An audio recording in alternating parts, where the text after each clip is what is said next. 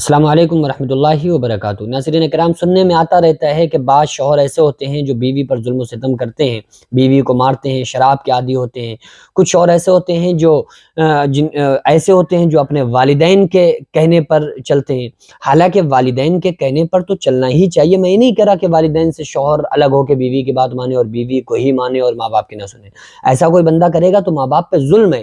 لیکن اکثر ایسا ہوتا ہے کہ جو ساس اور بہو کا جو رشتہ ہوتا ہے وہ ایسا ہوتا ہے کہ شادی سے پہلے ہر ساس یہ کہتی ہے کہ ہم اپنی بیٹی لے کر کے آ رہے ہیں، اور اپنے سمدھیوں سے کہتی ہوئی ہر عورت ہر ساس اپنے بہو کے گھر والوں سے کہتی نظر آتی ہے کہ ہم بہو نہیں بیٹی لے کر کے جا رہے ہیں۔ لیکن ایسا بہت کم گھروں میں ہو پاتا ہے کہ ایک ساس اپنی بہو کو بیٹی سمجھتی ہو اور ایک بہو اپنی ساس کو ماں سمجھتی ہو۔ بہت کم گھروں میں ہوتا ہے۔ تو بعض مرتبہ ایسا ہوتا ہے کہ شوہر سے، لڑکے سے ماں نے کچھ کہا کہ بیٹا اس نے ایسا کیا ویسا کیا، تو وہ شوہر آ کے بیوی پر ظلم و ستم کرنا شروع کر دیتے ہیں۔ بعض مرتبہ ایسا ہوتا ہے کہ بیوی شوہر کو کچھ سکھاتی ہے کہ تمہاری ماں نے ایسا کیا، ہماری ساس نے یہ کہا وہ کہا، تو وہ شوہر آ کے ماں سے بدتمیزی کرتے ہیں۔ یہ ایک ایسا رشتہ ہے جس کا نبھانا بہت آسان ہے، لیکن آسان جب ہے جب ہم دین پر عمل کریں گے، آقا علیہ السلام کے طریقے سے اگر ہم زندگی گزاریں گے تو انشاءاللہ ہمارے لیے بہت آسان ہے۔ آقا علیہ السلام نے ہر طرح سے بیوی کے ساتھ رہ کے دکھایا کہ دیکھو کس طرح سے بیوی کے ساتھ رہنا چاہیے، یہ طریقہ شریعت میں موجود ہے۔ دیکھو شکایتیں جو ہوتی ہیں اکثر غلط ہوتی ہیں، انداز الگ ہو جاتے ہیں، بات وہی ہوتی ہے، انداز الگ ہو جاتا ہے۔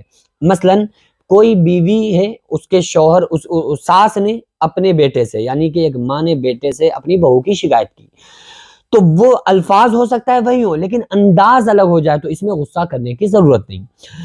یا تو وہ یہ کہہ دے شوہر کہ بھائی میری ماں آپ کے حقوق ہمارے سر آنکھوں پر، بیوی سے کہے کہ بھائی جو تمہارے حقوق ہیں ان کو ہم ادا کریں گے، اور آپ دونوں آپس میں اور سلجھ لو لیکن ہمیں اس معاملے میں انوالو نہ کرو۔ یا تو ایک طریقہ یہ ہے، یا یہ ہے کہ شوہر کو چاہیے کہ پھر آمنے سامنے بیٹھال کے دونوں کے سامنے بات کرے۔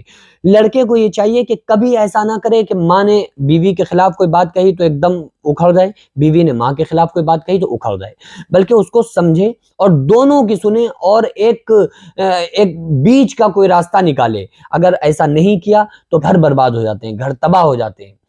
تو اس لیے یہاں پر بہت ہی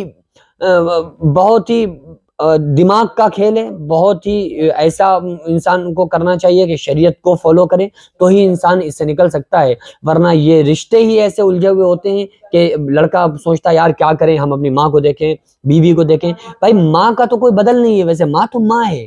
ایک ماں کا اگر آپ سوچیں کہ بھائی ماں کا درجہ بیوی کو آپ دینا چاہیں، کبھی نہیں ہو سکتا یار، ماں تو ماں ہے نا، ماں کا کوئی بدل نہیں ہے۔ لیکن پھر بھی بیوی کے جو حقوق ہیں وہ بیوی کے حقوق کو ادا کرتا رہے، جو شوہر کے اوپر، لڑکے کے اوپر اپنی ماں کے حقوق ہیں ان ماں کے حقوق کو بھی دیکھتا رہے۔ اکثر عورتیں یہ چاہتی ہیں کہ ہمارا شوہر ہماری بھی سنے، ماں کی بھی سنے، اور کچھ مائیں ایسی ہوتی ہیں جن کو لگتا ہے کہ شاید ہمارا بیٹا ہمارے ہاتھوں سے نکل گیا، تو ان باتوں میں وہ الجھتی رہتی ہیں، گھبراتی رہتی ہیں، پریشان ہوتی رہتی ہیں۔ تو اس لیے ان چیزوں کی ضرورت نہیں ہے، بلکہ لڑکے کو چاہیے کہ ماں کے جو حقوق ہیں ان کو پوری طرح سے نبھائے، ادا کرے، بیوی کے جو حق ہیں ان کو بھی پوری طریقے سے ادا کرے۔